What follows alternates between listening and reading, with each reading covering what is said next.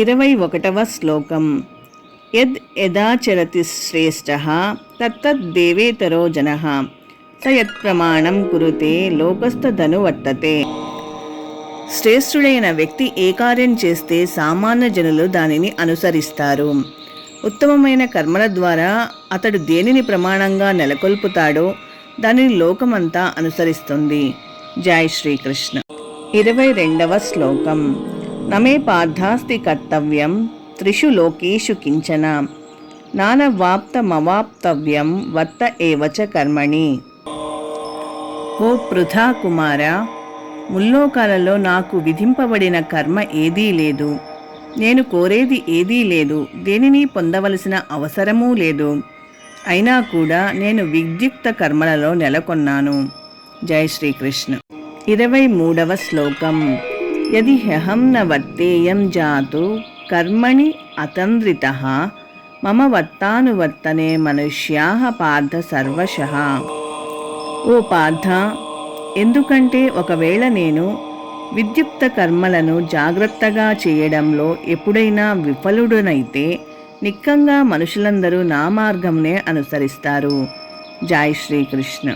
24వ శ్లోకం. ఉస్సీదేయురుమే లోకా న కుర్యాం కర్మ చేదహం సంకరస్య చ కర్త స్యాముప హన్యామియాః ప్రజాః. నేను విధిపూర్వకమైన కర్మలను చేయకపోతే ఈ లోకములన్నీ నాశనమవుతాయి. అనవసరమైన ప్రజా సృష్టికి నేను కారణుడనై తద్వారా జీవులందరి శాంతిని నష్టపరిచిన వాడనవుతాను. జై శ్రీకృష్ణ. 25వ శ్లోకం. సక్తాః కర్మణ్య విద్వాంసో యథా కుర్వంతి భారత కుర్యాద్ విద్వాంస్తదా సక్త చికీర్షుర్లోక సంగ్రహం. పామరులు ఫలాల పట్ల ఆసక్తితో తమ కర్మలను చేసినట్లుగా విద్వాంసుడు జనులను సరైన మార్గంలో నడిపించడానికి అదే రకంగా కానీ సంగరహితంగా వర్తించాలి. జై శ్రీకృష్ణ. 26వ శ్లోకం. న బుద్ధిభేదం జన ఏద జ్ఞానాం కర్మ సంజ్ఞినాం జోషయే సర్వకర్మాణి విద్వాన్ యుక్తః సమాచరన్.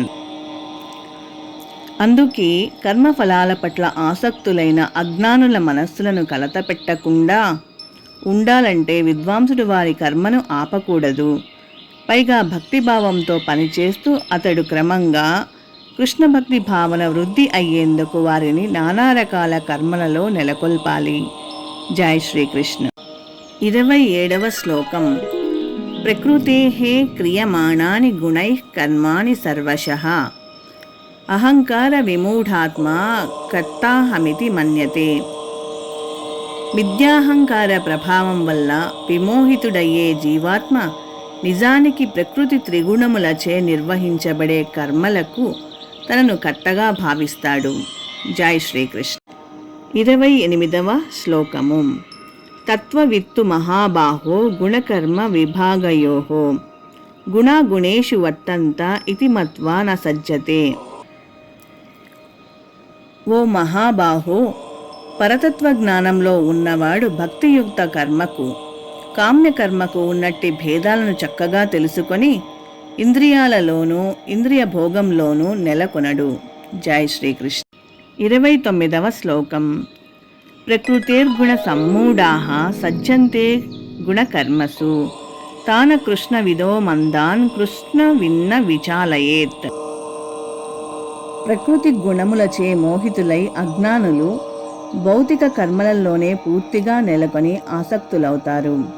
కానీ కర్తల అజ్ఞాన కారణంగా ఆ కర్మలు అల్పమైనవే అయినా జ్ఞానవంతుడు వారిని కలతపెట్టకూడదు. జై శ్రీకృష్ణ. 30వ శ్లోకము. మయి సర్వాణి కర్మాణి సన్యస్యాధ్యాత్మచేతసాం నిరాశీర్ నిర్మమో భూత్వా యుధ్యస్వ విగతజ్వరః.